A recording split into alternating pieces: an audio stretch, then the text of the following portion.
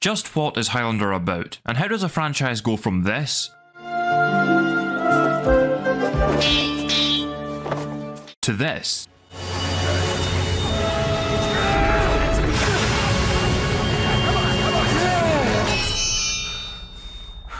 Answering those questions will require us to go back and examine the original Highlander universe. But then the next question must be, are you willing to pay the price?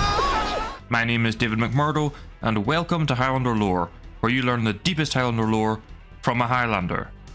For the sake of newcomers, I really felt the need to make this video giving an overview of the classic Highlander universe before I begin my deep dives, otherwise they'll be hopelessly lost.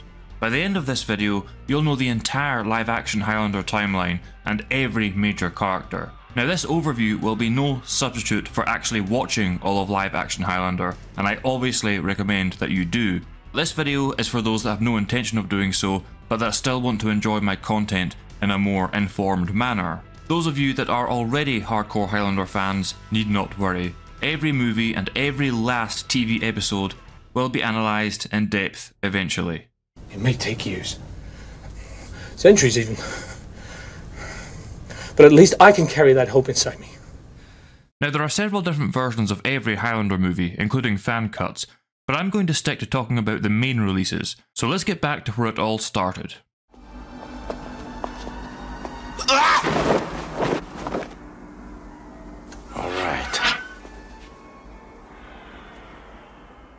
Highlander was released in 1986, directed by Russell Mulcahy, and based on a story by Gregory Widen. I was a student in the UCLA film program, and I was in a screenwriting course when I was 20 years old in 1982, and that's where I wrote the script. It was the first script I wrote as part of my coursework. The movie was produced by Peter Davis and William Panzer, who would remain the producers behind the franchise to the end of the classic universe. Neither of them are with us anymore, and while they received much criticism for the directions they took the franchise, it has to be remembered that, without them, we wouldn't have had any of it. This first Highlander movie tells the story of a man called Connor MacLeod, played by Christopher Lambert, who was born in the Scottish Highlands in 1518. He was banished from his village of Glenfinnan in 1536, after being slain in battle and mysteriously reviving. Drinking with us, are you? What's the matter, Dougal? You, talking and breathing, and last night all but a corpse. How did you manage that, Connor MacLeod? In time, he meets and marries his first wife Heather, before a mysterious figure called Ramirez appears. I am Juan Sanchez Villalobos Ramirez, Chief Metallurgist to King Charles V of Spain, and I'm at your service. Who? Ramirez explains that he and Connor are two of several immortals that are united by a mysterious force called the Quickening, and that they can only die by being beheaded. Never lose your temper. If your head comes away from your neck, it's over. Immortals cannot have children, and they do not fight on holy ground. They must all live in secret down throughout history until the time of the gathering, when those that still survive are drawn to a specific location to fight until only one remains. That last remaining immortal will win the prize. In the end, there can be only one. Connor completes his training under Ramirez, and then, in Connor's absence, an evil immortal called the Kurgan, who had previously killed Connor in battle, appears and beheads Ramirez. Tonight you sleep in hell. There can be only one!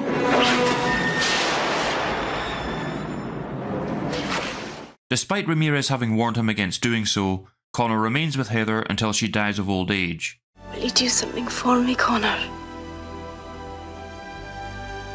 What, Blossom?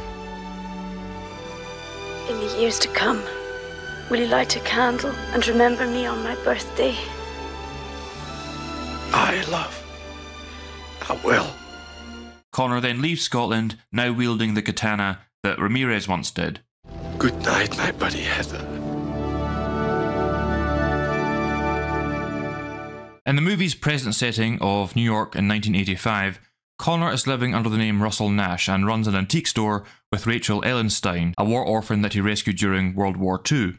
You refuse to let anyone love you. Love is for poets. It is now the time of the gathering, and before long, Connor and the Kurgan are the only two immortals remaining. Castigir is gone.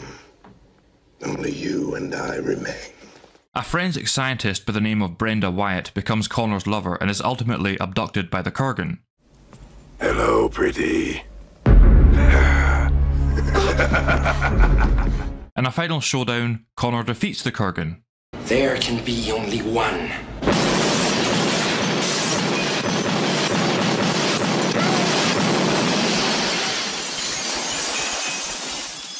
Returning to Scotland with Brenda, Connor explains what it's like having the prize. It's like a whirlwind in my head. But if I concentrate, I know what people are thinking all over the world.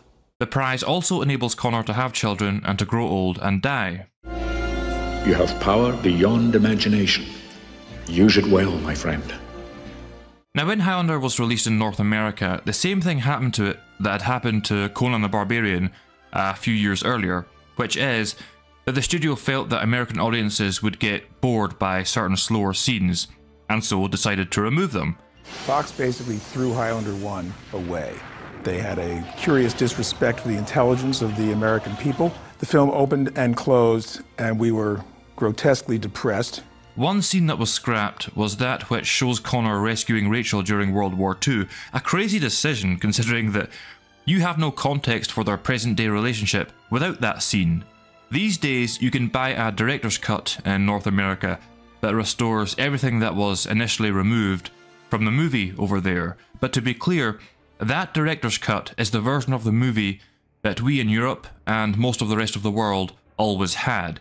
I remember importing the director's cut on VHS from the United States as a kid, thinking I'd see something new, only to be disappointed.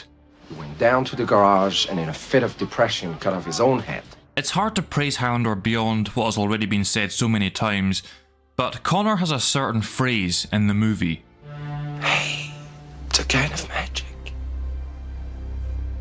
That phrase takes on a meta meaning, beyond it being a reference to Queen's album A Kind of Magic, which has always served as something of an unofficial soundtrack for the movie. This is because, due to a combination of Mulcahy's music video style direction, the entirely unique concept behind the Immortals, the music by Queen, the compositions of Michael Kamen, the mix of action, romance and tragedy, and the unusual presence that Christopher Lambert brings to the screen as Connor MacLeod, the movie itself is a kind of magic. You could make a superb remake of Highlander, but you'd never be able to recapture that magic. Of course, the most major problem with bringing the Battle of the Immortals to a conclusion in the first movie is that it makes it tricky to continue the story. And while there's many ways they might have done so, this is how they ultimately did. Let me have him. But I want him. It's my turn. MacLeod! You're going to die! 1991's Highlander 2 The Quickening was again directed by Russell Mulcahy and continues the story of Connor MacLeod. Having won the prize in 1985, Connor used the powers it bestowed him with to work to save the population of the planet from death by solar radiation, the ozone layer having gradually disintegrated. This culminated in the construction and activation of the SHIELD in the year 1999, a system that generates a protective force field around Earth. In present-day 2024, Connor, now an old man, despairs at how the world has degenerated as a result. It drains the energy from the whole world. We're falling apart, going backward. While attending an opera, Connor suddenly remembers that he, Ramirez, and every other immortal are actually aliens from a planet called Zeist. Their immortality, and the battle that results from it, is actually a consequence of having been exiled from Zeist to Earth. You will be sent to the planet Earth. Once there, you will be immortal. You can only die if your head is cut from your body. Besides the psychic powers that Connor obtained at the conclusion of the first movie, the prize also now bestows the last remaining immortal with the ability to return to Zeist if they so choose. When one of you becomes the last of us on Earth, he will claim the prize. He can return to Zeist, or choose to grow old and die on Earth. Connor is tracked down by an environmental activist called Louise Marcus, who suspects that the SHIELD Corporation is hiding something, and she wants his help to find out what it is. You had such great passion for the world. I admired you. I can see that's all gone now. You're nothing but a tired old man. More than you know. Meanwhile, Back on Zeist, the primary opponent of Connor and Ramirez's rebellion, General Katana, summons two henchmen, Corda and Reno, ordering them to go to Earth and kill Connor. You leave for the planet Earth immediately. Find McLeod and kill him. But I thought you said McLeod was mortal and can never return. Find him for me. Kill him. So Corda and Reno arrive on Earth and attack Connor. When Connor beheads one of them, the power of the Quickening restores his youth and immortality. Connor then kills the other and uses the power of the Quickening to resurrect Ramirez.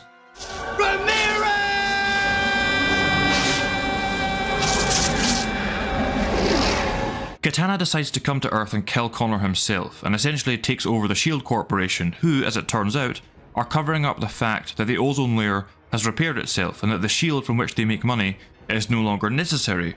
This is a business, isn't it? Oh, yes, it is. We like to think of it as a good business. So Connor, Ramirez and Louise infiltrate the SHIELD Corporation's December installation to defeat General Katana and bring down the SHIELD. Ramirez dies saving Connor and Louise from a trap. Connor soundly defeats General Katana, theoretically making him mortal again, but he then nonetheless walks into the SHIELD and uses the power of the Quickening to bring it down.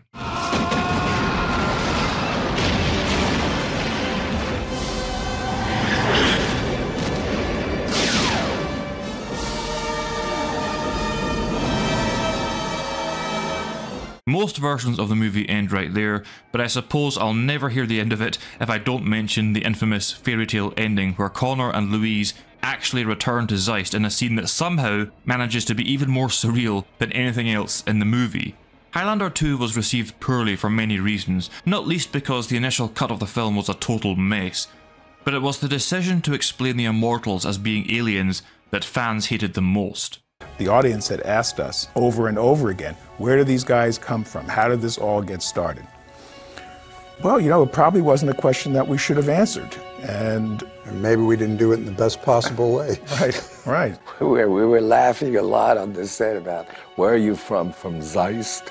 And because, you know, but we were just cornered. And in some ways, the more cornered we were, the more stupid things we had to come up with. So when, in 1995, a longer, far superior cut of the movie called the Renegade version was released, through some sly editing and some dubbing, they changed the origin of the Immortals. Now, instead of being exiles from the planet Zeist, they were exiles from some unnamed prehistoric civilization like Atlantis. For many years we have exiled those rebels and criminals who, like you, possess this unholy immortality. Therefore, I sentence you both to this same exile. An exile into the future. What? This actually makes the narrative issues worse, as introducing time travel invariably does. Finally, in 2004, we received Highlander 2, the Special Edition. As a cut of the movie, it's almost identical to the Renegade version, but its standout feature is that it enhances Highlander 2 with entirely new digital effects, in a way very similar to what George Lucas did with his special editions of the original Star Wars trilogy. The most obvious change is that the once orange-red shield was made blue, as it was originally supposed to be, which is why there was always a blue hue permeating the sets.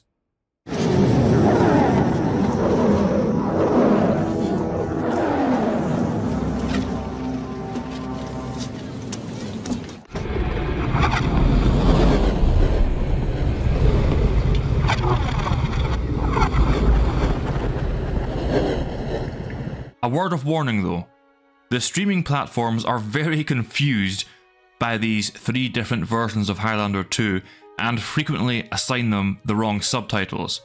All you need to know is that if a version is around 1 hour and 25 minutes long, then you're looking at the original Quickening theatrical cut. If it's around 1 hour and 45 minutes long, then it's either the Renegade version or the Special Edition, but probably the latter. I used to wish you were here to see it. But not anymore. Not after what it's become. What it's done to us. Highlander 2 has gone down in history as one of the worst sequels of all time, and in the modern day, it's low-hanging fruit for online content creators that critique bad movies. But you know what? It was never as bad as people made out. Don't get me wrong, it's undoubtedly an entirely misguided way to follow up the original Highlander movie, but it's nowhere near the worst sequel ever made, never mind the worst movie of all time. There's actually a lot to like in Highlander 2, and that's especially true with the Renegade version and the special edition. But at the end of the day, the script was what it was and they filmed what they filmed, and there was never any way that Highlander 2 was going to remain in the official Highlander canon, no matter how many times they recut the movie, and that was made obvious in the next live-action incarnation of Highlander.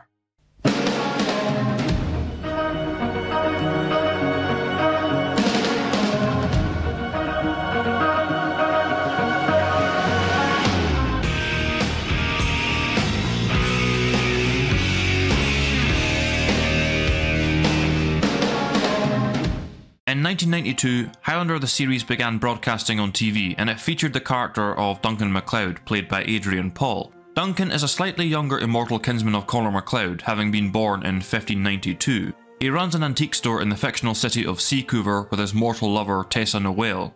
The problem is, even when you are 400 or 420, you will still look 35. It makes me sick. Good skin runs in my family. There's nothing I can do about it. The pilot episode of the show, The Gathering, actually features an appearance by Connor MacLeod. My challenge was to Duncan MacLeod, not you, whoever you are. I'm Connor MacLeod. Same clan, different vintage. Yes, you.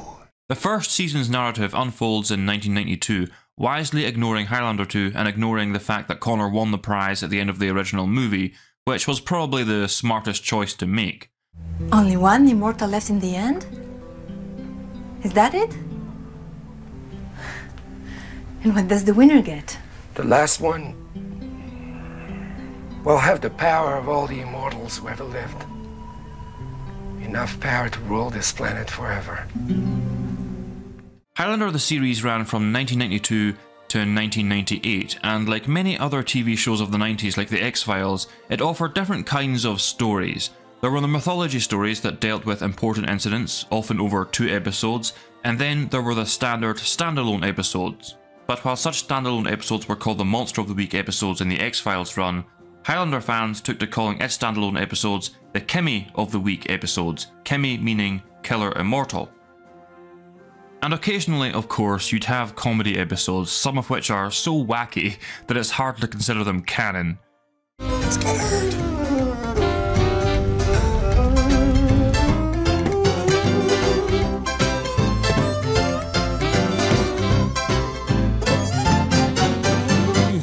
In its 6-year run, the series would also introduce several new concepts into Highlander lore, the most major being that of the Watchers, a secret society of mortals that have studied the Immortals for as long as the Immortals themselves have existed.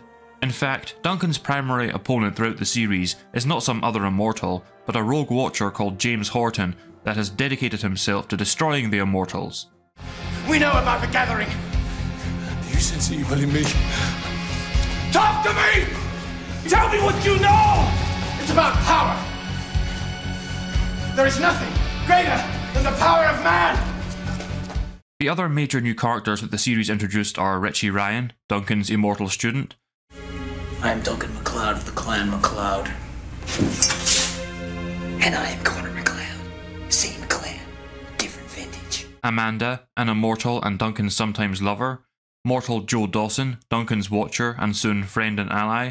And last but not least, Mythos. Mythos is 5,000 years old and the oldest known immortal in Highlander lore. Joe, help me out here. I mean, 5,000 years of wisdom, him? Well, I don't know about the wisdom, but yeah, 5,000, that's about right. I know it's a little hard to believe, but what you see is what you get. This is the real Mythos. I think that, broadly speaking, Highlander the Series is more known and beloved in North America, whereas here in Europe, it's more the movies, the original in particular, that people have an affection for. I can certainly say that here in Scotland, I was raised entirely on the movies, mostly due to the fact that back when we had only 4 TV channels to choose from, the Highlander series was only ever broadcast at around 3 AM alongside other cult shows like Renegade. I only eventually managed to see an episode of it when my granddad got Sky Television, and I still remember exactly what episode it was too. It was the season 2 episode Under Colour of Authority that features actor Jonathan Banks, now best known for his role as Mike in Breaking Bad and Better Call Saul, as the immortal antagonist of the week, the Kimmy of the week. No, Mac, you killed her. It was an accident, boy. I was just doing my job. Yeah, like how you were. Richie, this doesn't have to go any further. Leave it alone. Mac, it's already gone too far.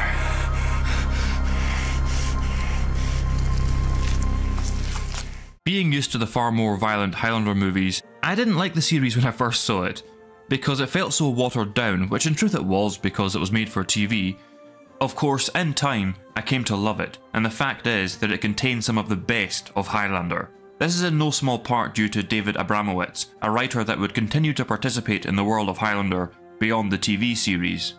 The Highlander TV show was followed by a spin-off series called The Raven, which featured Amanda.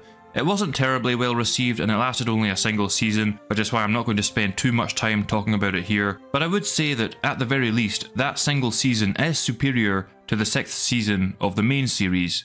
Sounds like a hell of a ride. Now before I continue our journey through classic Highlander, please remember to like the video, click the bell for notifications and subscribe if you haven't already. It really helps new channels like this. On that note, as hard as I work on my content, it's all irrelevant without you guys tuning in.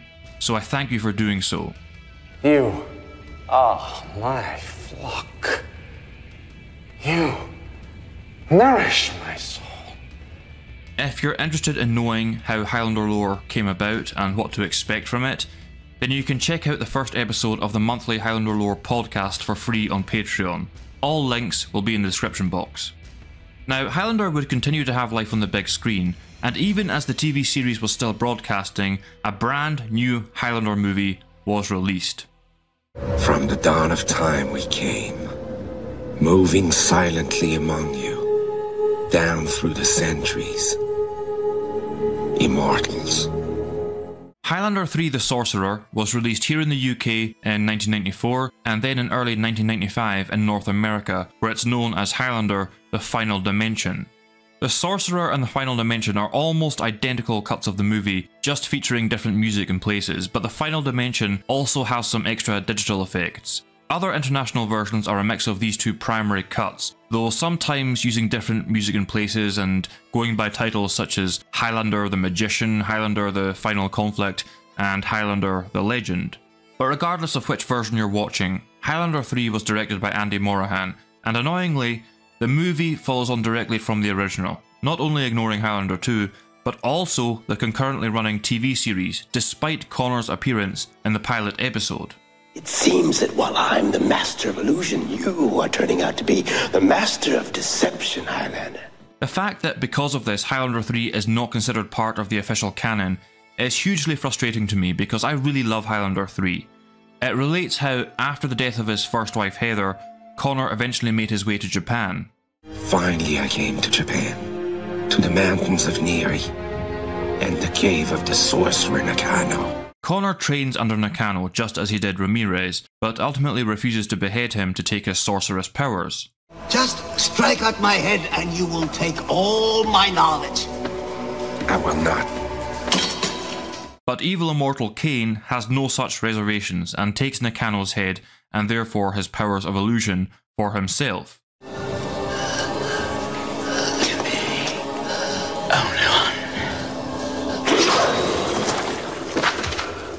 However, Nakano set a trap, ensuring that Kane and his two immortal henchmen would be trapped in his cave for the following 400 years. Yes! Only one! But it will not be you!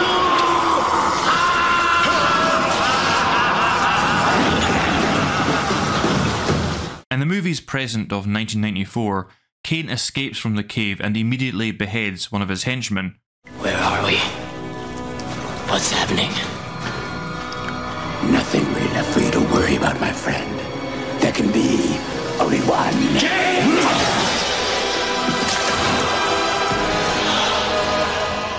Meanwhile, Connor is living in Marrakesh with his adopted son John, but Kane's quickening alerts him to the presence of a new immortal. How can this be happening? They were all dead and the prize was mine. So who is out there? And where is he? He returns to New York, the place of the gathering, where he attracts the interest of archaeologist Alexandra Johnson, who's studying the ruins of Nakano's cave. One more thing I think you should know about. There was a woman who worked with us once in a while. Brenda Wyatt. Lieutenant, it's what, 5 in the morning? Look, they scraped her off a highway in Scotland 7 years ago. She was killed instantly, but he walked away without a scratch. Alex eventually discovers that Connor is an immortal, and the two become lovers before Connor defeats Kane in a final confrontation. I'll see you in hell. I'll be the judge of that. Having won the prize, Connor returns to the Highlands of Scotland with Alex and John. Will you do something for me, Connor? In the years to come, will you light a candle and remember me on my birthday? I will.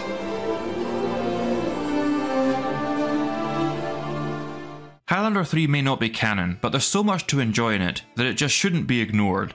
The sequence where Connor reforges his katana and trains to beat Kane alone justifies its existence.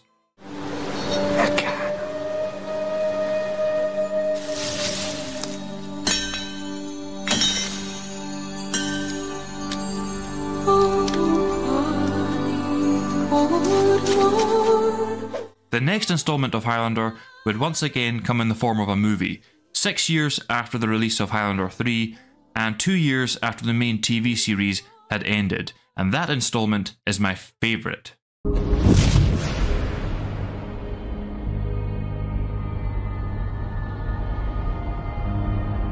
Highlander Endgame was directed by Doug Arniokolsky and released in the year 2000, first in the form of a terribly ropey theatrical version, and then in a far superior producer's cut, which is the version most widely available now, and the one I'll always be referencing unless I state otherwise. The movie follows on from the TV series, ignoring Highlander 2 and 3 and reuniting Connor MacLeod and Duncan MacLeod.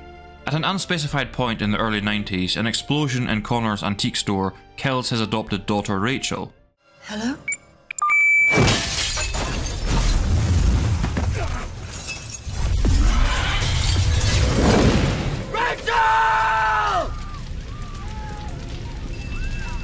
Connor then retires to the Sanctuary, a place run by Watchers where immortals tired of the game, which is the battle between the immortals, can exist in a strange form of stasis. Connor remains in the Sanctuary for 10 years until a mysterious immortal breaks into it and beheads every immortal there except for Connor, who he sets free.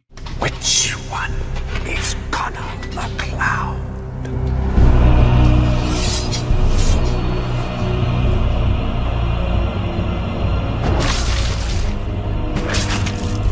This mysterious immortal is revealed to be Jacob Kell, himself a Highlander who grew up with Connor in Glenfinnan. Jacob? You are hereby charged, Connor MacLeod, with heresy and the practice of black magic. We were friends, remember, Jacob? I stood at your ordination. I vouch for you. You shouldn't have come back, Connor. Kell was the adopted son of a priest in Glenfinnan who Connor killed after they burned his mother alive, believing her to have been responsible for Connor's supposed bewitchment. You are entitled to one final opportunity to renounce all that is unholy and declare Connor MacLeod not of your loins. I'll say you, Colin MacLeod. It turns out that Jacob Kell has been murdering Connor's loved ones down throughout the ages, and was even responsible for Rachel's death. Tell me, do they even begin to equal the murder of the man of God who raised me as his own son? Kell has killed so many other immortals in the last 4 centuries that he's now become the most powerful of them all. Here's the gentleman you met in Connor's loft. Kell, Jacob, 661 confirmed immortal kills. 661 confirmed immortal kills. Welcome to your worst nightmare. Meanwhile, Duncan is attempting to reconcile with Kate, his first and only wife, who hates him for triggering her immortality against her will. You want to make it right? And give me back the ability to have children. To grow old with the man I love. How about anything that resembles a normal life? And you took it all away from me. Kate is now part of what's known as Kel's posse, a group of immortals who, for their own reasons, serve his interests. That is, right up until he beheads them all.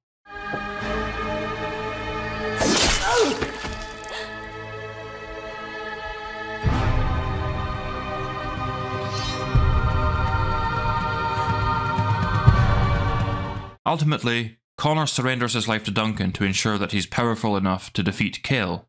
One of us has to die now, friend. No.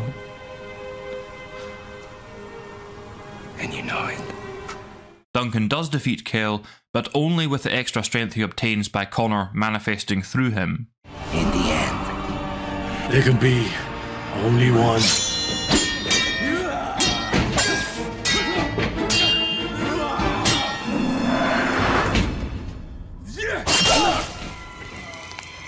And you're not it. Now, in the theatrical cut of the movie, Kel beheads Kate with the rest of his posse, but one of the changes in this producer's cut is that Kel spares her, and so this version of the movie closes with her and Duncan being reconciled. Highlander Endgame is a hugely flawed movie on a technical level, much more so than any previous Highlander movie, including Highlander 2, but the reason I love it is because of just how unapologetically Highlander it is. Yeah, it makes a bit of an effort to explain its different elements to newcomers, but really, if you haven't seen at least the original movie and the first 2 seasons of the TV series, you're probably going to get pretty lost. For me, despite its many and obvious flaws, Highlander Endgame is pure Highlander in spirit, not just because it features both of the MacLeods, but because, whatever you think of the story it's telling, it does fundamentally understand the spirit that's at the heart of Highlander. I once loved a woman more than life itself. And I watched her die. Unlike me, you have a choice.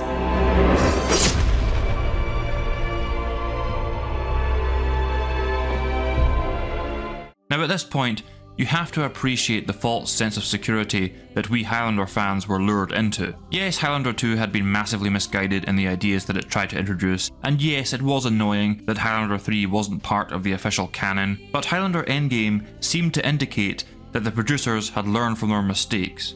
Surely the only way was up from there. Well, we had to wait 7 whole years for the next Highlander movie, and in the days of Highlander Endgame, not even the most cynical fan could have imagined the form that it would take.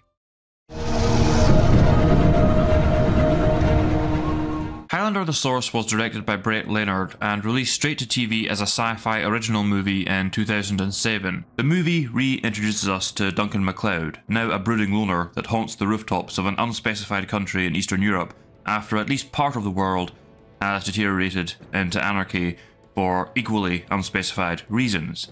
Duncan teams up with his mortal lover Anna, Joe, Mythos, and some other immortals to find the Source, a power that's legendary even among the immortals themselves. But their quest awakens the Guardian, an ancient immortal cursed to defend the Source against all that would seek it.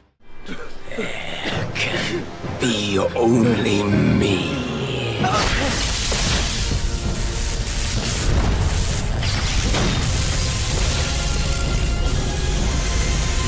The group eventually finds a being known as the Elder who explains that he and the Guardian were once regular immortals seeking the Source just like themselves, but when he tried to claim the Source, despite not having defeated its defender, he was cursed to forever mutate and decay, and his friend was cursed to be the Guardian.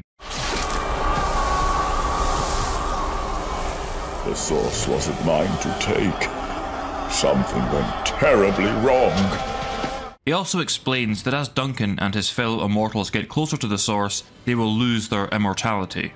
Joe is killed by the Guardian, as are the rest of Duncan's companions, except for Mythos, who provides a distraction so that Duncan can pursue Anna to the Source where the Guardian has taken her.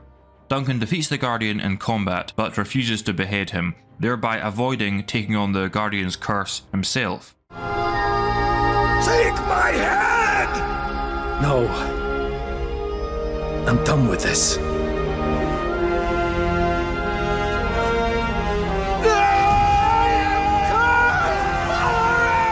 Having entered the Source, Duncan is rewarded by Anna becoming pregnant with his child.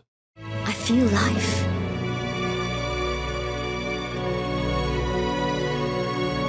I feel our child. Now I know that my summary of the Source was far shorter than the summaries I gave for everything before, but that's because firstly, the movie has a lot of irrelevant filler, and secondly because I can only explain that which the film itself explains. Like, I can take an educated guess as to what the Source was meant to be, but it'd be based on statements that the producers made across the decades. The movie itself doesn't tell us.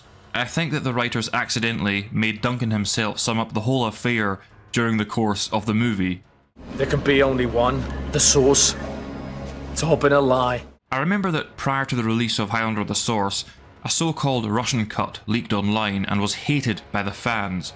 So then the producers came out and said that it wasn't reflective of what would be the final Western cut, and most of us believed that because we wanted to. But the Western cut wasn't better. All they did was add explanatory narration to bookend the movie and cut out a lot of embarrassing moments. The problem is that some of those moments explain certain things. For example, if you've only ever seen the Western cut, you'll have no idea where the Guardian gets his sword from, because one minute he has no sword, and then when a fight starts, he has one.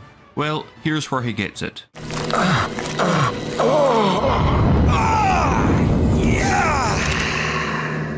Let's go. Yeah, he apparently keeps it buried inside himself.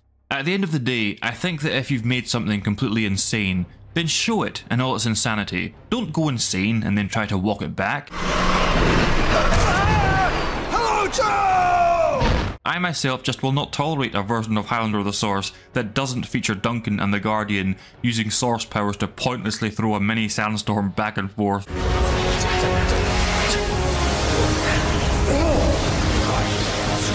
Now, as with Highlander 2, the streaming platforms are very confused about the different cuts of the movie. If you buy the movie on Amazon.co.uk, you should get the Western cut, but you actually get the Russian cut. I guess they figure that anyone buying the movie should only be treated with contempt. But I've bought this thing 5 times across the years.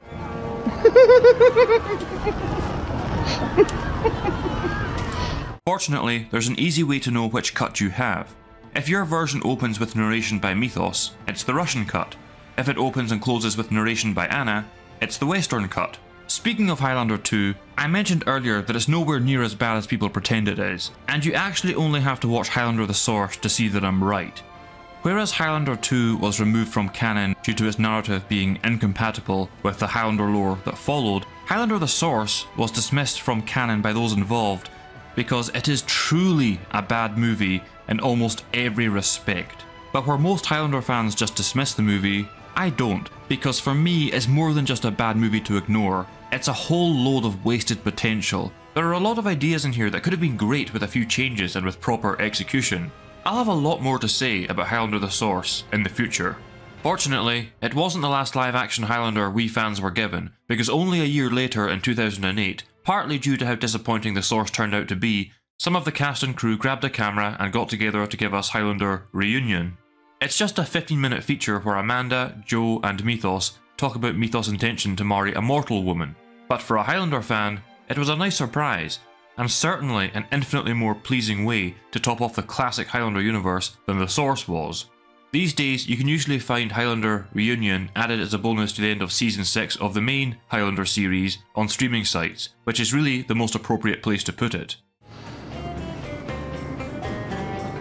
You know I love you.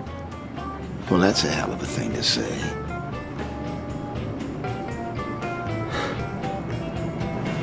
I love you too, man. And with that, our tour of all of classic live-action Highlander comes to an end.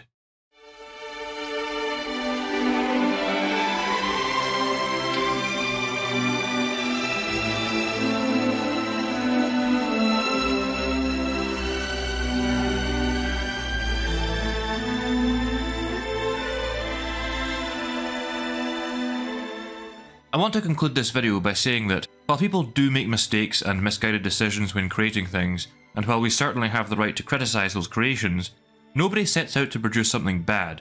And for every person that might drop the ball on a production, there are 100 other people doing their best work. No matter how poorly any given offering may turn out, there is always a whole lot of blood, sweat and tears that went into making it. Sometimes literal blood. These things shouldn't be forgotten.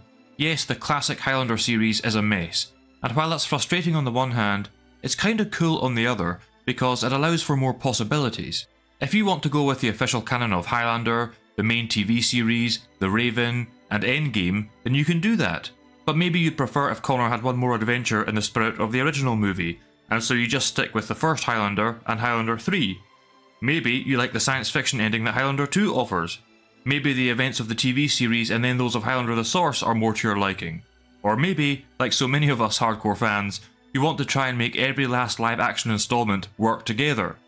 There aren't many franchises out there that allow for so many alternate possibilities, and this is just one reason of many that I love Highlander.